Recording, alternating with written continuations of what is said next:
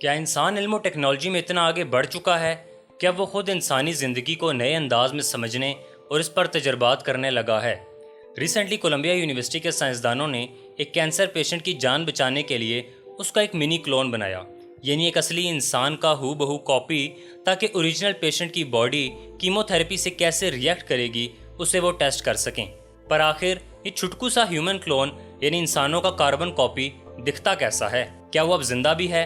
और human cloning तो most of the countries में तो बैंड है ना, इलीगल है। Known cloning techniques to actually create a human being is untested, unsafe, and morally unacceptable. सो ऐसा कौन सा लूप होल है जिसकी मदद से ये साइंटिस्ट और इवन अब तो कुछ कंपनीज तक सीक्रेटली ह्यूमन क्लोन्स बना रहे हैं? और अगर ऐसा है तो क्या ऐसा नहीं हो सकता इनमें से कितने ही क्लोन्स आज हमारे बीच में कहीं पर सीक्रेटली रह रहे हैं? वेल, मॉडर्न साइंस ना आज कितना एडवांस हो चुका है, हम में से कितने लोगों को तो इसकी ज़रा सी भी खबर नहीं है। और ये तो लेटेस्ट टेक्नोलॉजी की बस सिर्फ एक झलक थी। यूके की एक पीएचडी स्टूडेंट एलेक्सिया लोपेज ने तो रिसेंटली कायनात का एक ऐसा ह्यूज मेगा स्ट्रक्चर ढूंढ निकाला है जिसे फिजिक्स के प्रिंसिपल्स के हिसाब से एग्जिस्ट ही नहीं करना चाहिए था। इस ह्यूज स्ट्रक्चर का नाम है द बिग रिंग। और ये कैसे हमारी यूनिवर्स की समझ को एक कदम और आगे बढ़ाएगा, इसे हम आगे थोड़ा डिटेल में डिस्कस करेंगे। बट जितनी तरक्की आज साइंस बड़े स्केल पर कर रही है ना, उससे कहीं ज़्यादा इंटरेस्टिंग टेक्नोलॉजी तो माइक्रो स्केल पर डेवलप हो चुकी है। इस वीडियो को ज़रा ध्यान से देखना, कैसे स्प्रिंग जैसे दिखने वाली बारीक सी चीज़ अपने आप ही तेज़ी से घूम रही है, और कैसे वो एक सुस्त स्पर्म यानी कि मेल गैमेट को पकड़कर एग के अंदर घुसा रही है। जानते हो क्या चीज़ है? वेल, ये एक छोटा सा रोबोट, नैनो रोबोट या नैनोबोट, जिसे साइंटिस्ट ने कैंसरस सेल्स को टारगेट करके मारने के लिए बनाया है। अब एग्जैक्टली साइंटिस्ट ये कैसे कर रहे हैं, इसकी टेक्निक भी आप कुछ ही मिनटों में जान जाओगे and you are going to be mind blown. पिछली सेंचुरी की तरह ही इस सेंचुरी में भी ऐसे कई सारे कमाल के डिस्कवरीज और इन्वेंशंस हुए हैं जो कि दुनिया को आगे बदलने वाले हैं, लेकिन किसी ने इन पर ध्यान ही नहीं दिया क्योंकि हम तो इंस्टाग्राम में बिजी थे। सो इसलिए आज का ये वीडियो इन्हीं ग्रेटर साइंटिफिक अचीवमेंट्स के नाम है जो ह्यूमन सिविलाइजेशन को नेक्स्ट लेवल पर लेके जा रहे हैं। So let us start with our first big discovery, the big ring. देखो, रात के वक्त नॉर्थ की तरफ अगर आप यहाँ पर बूटस कॉन्स्टेलेशन और उर्सा मेजर कॉन्स्टेलेशन के बीच में गौर से देखोगे तो आपको एक ऐसा बड़ा सा रिंग जैसा स्ट्रक्चर दिखाई देगा। इसी का नाम है द बिग रिंग। ये इतना ह्यूज है कि एस्टिमेट्स बताते हैं कि इसकी चौड़ाई नापने के लिए हमें करीब 13,000 मिल्की वे गैलेक्सीज को एक लाइन में अरेंज करना पड़ेगा। और एग्जैक्टली यही बात उसे फिजिक्स के प्रिंसिपल्स के बिल्कुल अगेंस्ट लेकर चली जाती है। Let me explain you how. Actually में साइंस में एक पुराना प्रिंसिपल है कॉल्ड द कॉस्मोलॉजिकल प्रिंसिपल, जो कहता है कि इस यूनिवर्स में ऑन अ लार्जर स्केल कोई भी स्पेस यानी कि जगह स्पेशल नहीं होती। हर जगह पर आप ऑलमोस्ट एक जैसी ही चीजें देखोगे और हर जगह फिजिक्स के सभी लॉज भी एक जैसे ही काम करेंगे, क्योंकि इस प्रिंसिपल के मुताबिक आज से करीब 13.8 बिलियन साल पहले जब बिग बैंग हुआ था, जिसने बाय द वे अगर आपको नहीं मालूम तो हमारे यूनिवर्स को क्रिएट किया था, तो उस वक्त विद इन माइक्रो सेकेंड्स एक सिंगल पॉइंट पे समाई हुई सारी एनर्जी किसी बॉम्ब से निकले परखच्चों की तरह चारों डायरेक्शंस में फेंकी गई थी, जिससे फिर आगे चलकर हाइड्रोजन, कार्बन, ऑक्सीजन, इन सभी एलिमेंट्स के एटम्स बने। यही वजह है कि अगर आप इस यूनिवर्स के स्टार्टिंग टाइम के रेडिएशंस यानी कि कॉस्मिक माइक्रोवेव बैकग्राउंड रेडिएशंस, जिसे CMBR बोलते हैं फॉर शॉर्ट, को ध्यान से अगर देखोगे तो वहाँ भी except for some small dark spots here and there आप देखोगे कि रेडिएशंस हर तरफ इक्वली फैले हुए हैं। लेकिन अभी जो द बिग रिंग नाम का मेगा स्ट्रक्चर हमें मिला है वो इस कॉस्मोलॉजिकल प्रिंसिपल के बिल्कुल अगेंस्ट जाता है, क्योंकि it represents a special place in the universe, जहाँ पर यूनिवर्स का एक अच्छा खासा अमाउंट ऑफ मैस कॉन्सेंट्रेटेड है। प्लस अगर सिर्फ एक ऐसा स्ट्रक्चर हमें मिलता तो भी ये ठीक था, एक एनोमली हो सकती है, या फिर हम बोल सकते हैं कि शायद साइंसदानों को उसे मापने में कोई गलती हुई हो। लेकिन साइंटिस्ट को ऐसे और भी 3 स्ट्रक्चर्स मिले हैं, Clowes Campusano group, the great wall और द जियांट आर्क, जो लगभग इतने ही बड़े हैं। So what now, you may ask कि फर्क क्या पड़ता है कि कॉस्मोलॉजिकल प्रिंसिपल डिसप्रूव हो जाए, इससे क्या हो जाएगा? यूनिवर्स इक्वली डिस्ट्रीब्यूटेड है या नहीं है, इससे हमें क्यों फर्क पड़ना चाहिए? वेल, दैट्स बिकॉज बिना कॉस्मोलॉजिकल प्रिंसिपल के हमारे फिजिक्स के ऑलरेडी टफ कैलकुलेशंस और भी 10 गुना हार्ड हो जाएंगे। क्योंकि जब आप जमीन पर आज को एक्सपेरिमेंट करते हो और फिर उसे लेट्स से 5 साल बाद फिर से रिपीट करते हो, तो भले ही आपने वो एक्सपेरिमेंट सेम लैब में ही क्यों ना किया हो, उन 5 सालों में हमारी ज़मीन और जिसमें मौजूद है वो सोलर सिस्टम, हमारी मिल्की वे गैलेक्सी, और ये गैलेक्सी जिसमें एम्बेडेड है वो लोकल ग्रुप। ये सब की मूवमेंट मिलाकर हम at least millions and billions of kilometres move कर चुके होते हैं इन स्पेस। अब अगर कॉस्मोलॉजिकल प्रिंसिपल ना हो जो ये कहता है कि हर जगह फिजिक्स के लॉज सेम हैं, तो हमें ज़मीन पर किए जाने वाले सभी एक्सपेरिमेंट्स में हमारी स्पेस में जो करंट पोजीशन है उससे भी हर बार कंसिडरेशन में लेना होगा for accurate calculations, which basically means इस एक अकेली डिस्कवरी ने हमारी फिजिक्स और यूनिवर्स की पूरी अंडरस्टैंडिंग को चैलेंज करके रख दिया है। And now only time will tell कि साइंटिस्ट इस बंद सुरंग से हमें कैसे बाहर निकाल सकते हैं। अब बढ़ते हैं दूसरे बड़े साइंटिफिक अचीवमेंट की तरफ, जो है नैनोबोट्स। एक इंसानी जिस्म काफ़ी कॉम्प्लेक्स होता है। डॉक्टर्स कितने भी एक्सपीरियंस क्यों ना हो, कई ऐसी सर्जरीज होती हैं जिसमें कॉम्प्लिकेशंस को अवॉइड करना एक्सट्रीमली मुश्किल होता है। जैसे फॉर एग्जांपल यहाँ पर हमारे कान के बिल्कुल बगल में एक पैरोटिड ग्लैंड होता है। ये ग्लैंड ना अगर ट्यूमरस हो जाए और उसे निकालने की नौबत आ जाए तो ऐसी सर्जरी परफॉर्म करना एक्सपीरियंस सर्जन्स के लिए भी एक्सट्रीमली ट्रिकी हो जाता है। अगर गलती से भी ट्यूमर कट करते वक्त ये फेशियल नर्व कट हो गई तो पेशेंट का आधा फेस ही पैरालाइज हो जाएगा। Then similar dangers thyroid operation के दौरान भी होते हैं। गलती से भी अगर रिकरेंट लैरिंगियल नर्व कट हो गई जो हमारे वोकल कॉर्ड्स को कंट्रोल करती है तो पेशेंट हमेशा हमेशा के लिए गूंगा हो जाएगा। अब यार इंसान तो इंसान ही ठहरे, गलती किसी से भी हो सकती है और इसीलिए पिछले कई सालों से हमारे मेडिकल प्रोफेशनल्स को डेस्परेटली ऐसी टेक्नोलॉजी की ज़रूरत थी जो कि लीस्ट इन्वेजिव हो, यानी कि कम से कम चीर फाड़ करने की ज़रूरत पड़े, जिससे पेशेंट्स बीमारी से ज़्यादा ट्रीटमेंट से ही डरने या उसे रिग्रेट करने पर मजबूर ना हों। और इसीलिए रिसेंटली साइंसदानों ने ऐसे नैनोबोट्स बनाए हैं जिन्हें बस अगर किसी ड्रग की तरह आपकी बॉडी में इंजेक्ट कर दिया जाए तो वह बिल्कुल टारगेटेड तरीके से पैरोटिड, थायराइड या कहीं के भी ट्यूमर्स हों उन्हें बिना किसी कॉम्प्लेक्स सर्जरी के ख़त्म कर सकते हैं।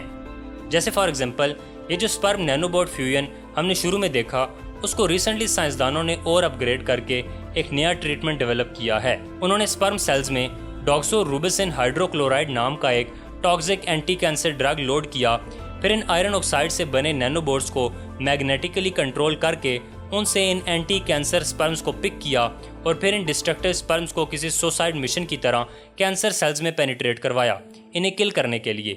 इससे बेसिकली एंटी कैंसर ड्रग्स के दो मेजर साइड इफेक्ट्स खत्म हो गए, क्योंकि पहले एंटी कैंसर ड्रग्स आसपास के हेल्दी टिश्यूज को भी डैमेज किया करते थे और यही ड्रग्स हमारे बॉडी फ्लूइड्स के साथ मिक्स होकर डाइल्यूट भी हो जाते थे, जिससे ट्रीटमेंट इनफेक्टिव हो जाता था।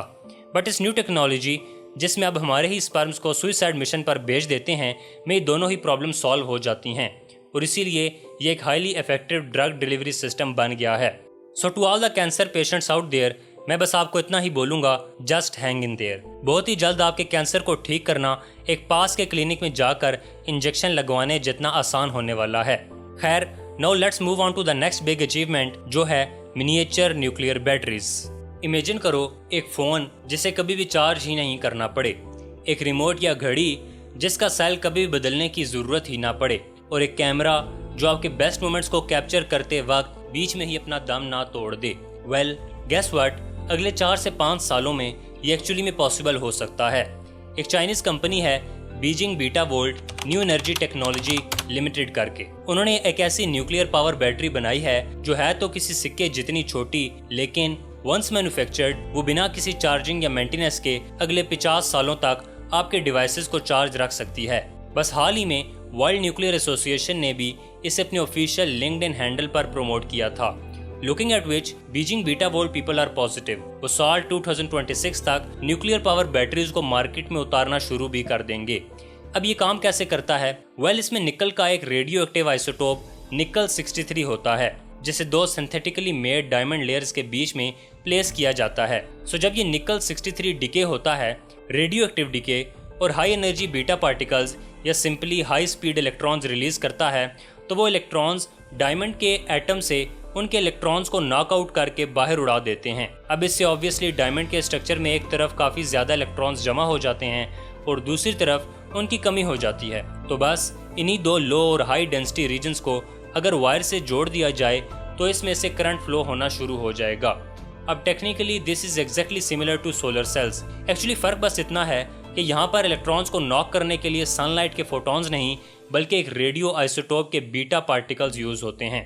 पर आपके दिमाग में भी सवाल यह आएगा कि यार न्यूक्लियर पावर के लिए तो ह्यूज पावर प्लांट्स लगते हैं, हजारों सेफ्टी प्रिकॉशंस लेने पड़ते हैं इसके कोर को ठंडा रखने के लिए, इसे पानी में डिबो के रखना पड़ता है एंड सो ऑन। तो इतनी कम्प्लेक्स टेक्नोलॉजी आखिर इस बीजिंग बीटा वोल्ट ने एक सिक्के जितने छोटे बैटरी में कैसे फिट कर लिया?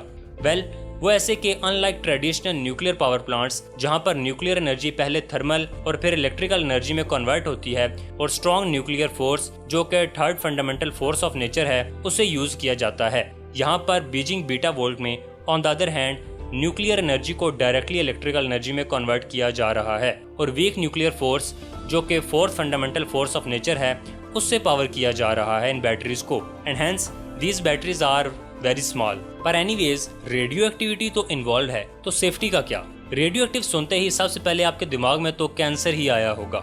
सो वेल, इस बैटरी में क्योंकि निकल 63 का रेडियो एक्टिव कोर इस्तेमाल हुआ है, वो जैसे हमने जाना वीक न्यूक्लियर फोर्स से पावर्ड है, यानी कि लो पेनिट्रेटिंग पावर वाले बीटा पार्टिकल्स इमिट करते हैं। अब ये ट्रेडिशनल न्यूक्लियर प्लांट्स में इस्तेमाल होने वाले यूरेनियम 235 कोर जितना खतरनाक स्ट्रॉन्ग न्यूक्लियर फोर्स नहीं पैदा करते, यानी कि डायमंड जैसे दुनिया के one of the hardest substances को पेनिट्रेट करने के बाद देयर इज नो चांस कि beta particles beta volt battery की प्रोटेक्टिव केसिंग को भी चीर पाएं।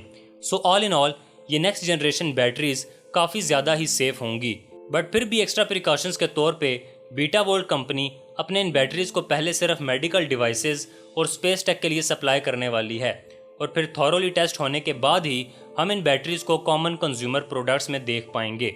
No let's move on to our fourth and the most important achievement जो है एक क्लोनिंग ब्रेक थ्रू। जैसे कि हमने शुरुआत में जाना, बहुत सालों तक हमें लगता था कि ह्यूमन क्लोनिंग या even animal cloning in general illegal होता है, बट देन जिस तरह की खबरें रिसेंटली सामने आ रही हैं, ऐसा लग रहा है कि सीक्रेटली क्लोनिंग की एक काफ़ी फ्लरिशिंग इंडस्ट्री खड़ी हो चुकी है और लोग इससे मोटे पैसे छाप भी रहे हैं। अब ये आखिर कैसे हो रहा है? देखो, साल 1996-97 में जब पहला क्लोन जानवर डोली द शीप सबके सामने आया तो कुछ साइंटिस्ट फौरन इसी क्लोनिंग टेक्नोलॉजी को इंसानों पर भी टेस्ट करना चाहते थे।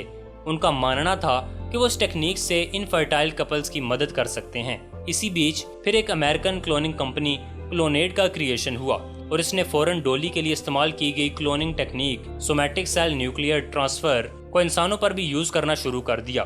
बेसिकली इस टेक्निक में वो लोग पेरेंट्स से उनके कुछ टिश्यू सैंपल्स ले लेते थे और फिर उसमें से एक टिश्यूज के सेल्स में से न्यूक्लियस निकाल कर उसकी जगह पर दूसरे टिश्यू के न्यूक्लियस को इंजेक्ट कर देते थे और उसके बाद उन सैकड़ों सैंपल्स में से जो भी सेल मल्टीप्लाई करने लग जाते उसे एक एम्ब्रियो के स्टेज तक ग्रो करने के बाद एक सैरोगेट मदर के यूट्रस में इम्प्लांट कर दिया जाता था।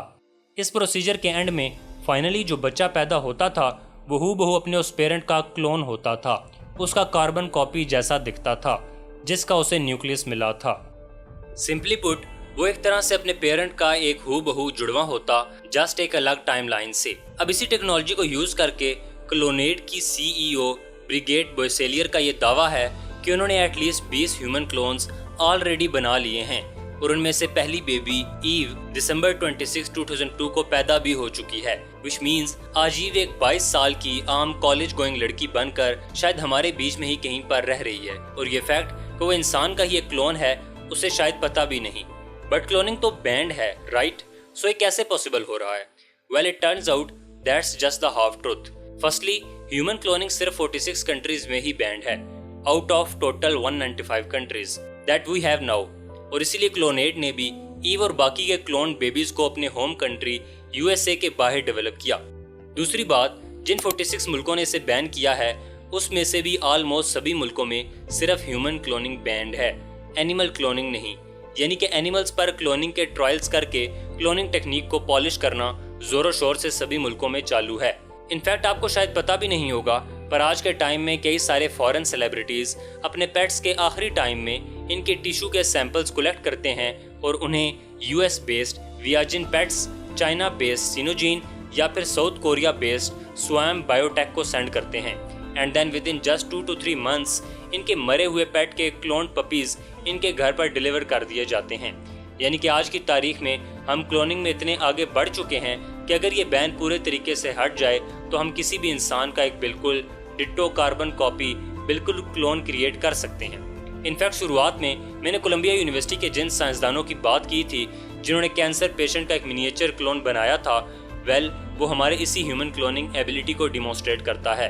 इस रिसर्च के लीड साइंटिस्ट प्रोफेसर गोर्डाना वुंजक नोवाकोविच और इनकी टीम ने सबसे पहले 4 सेपरेट कंपार्टमेंट्स में पेशेंट के हार्ट, बोन, लिवर और स्किन के टिश्यूज को ग्रो किया।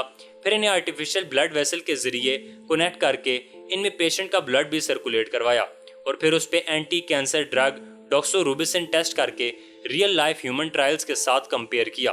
रिजल्ट्स में आया कि वो मिनिएचर ऑर्गन सिस्टम बिल्कुल वैसे ही रिएक्ट कर रहा है जैसा डॉक्सोरूबिसिन के क्लिनिकल ट्रायल्स में एक असली इंसानी जिस्म करता है।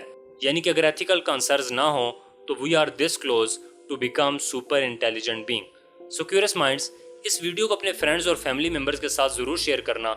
जैसे आपको पता है, हमारा मिशन है कि हम पाकिस्तान में साइंटिफिक थिंकिंग फैलाना चाहते हैं और एक साइंटिफिक कल्चर डेवलप करना चाहते हैं जो हर एक इंसान को अपनी लाइफ में तो एम्पावर करेगा ही, बट हमारे मुल्क के लिए भी ब्रिलियंट माइंड्स और साइंटिस्ट क्रिएट करेगा। और यही वजह है कि ऐसे सवालात जो आम लोग नज़रअंदाज कर देते हैं हमें और भी ज़्यादा इंस्पायर करते हैं। जैसे एक सवाल जो कई सालों से लोगों के दिलो दिमाग में है, क्या मरने के बाद इंसान को दोबारा जिंदा किया जा सकता है? ये बात किसी अफसाने का हिस्सा नहीं, बल्कि साइंसदान इस पर संजीदगी से रिसर्च कर रहे हैं। और अगर तुम वाकई इन चीज़ों में इंटरेस्ट रखते हो तो इस वीडियो में हमने इस हैरत अंगेज मौजू को एक्सप्लोर किया है कि डेथ के बाद रिवाइवल मुमकिन है या नहीं। Click on this video and make sure to check it out. अगर इस वीडियो से आपको कुछ भी नया सीखने को मिला तो लाइक ज़रूर करना और इस चैनल को सब्सक्राइब करो ताकि हमारी हर नई आने वाली वीडियो आप तक पहुंच सके। Thanks for watching this video. Allah हाफिज़।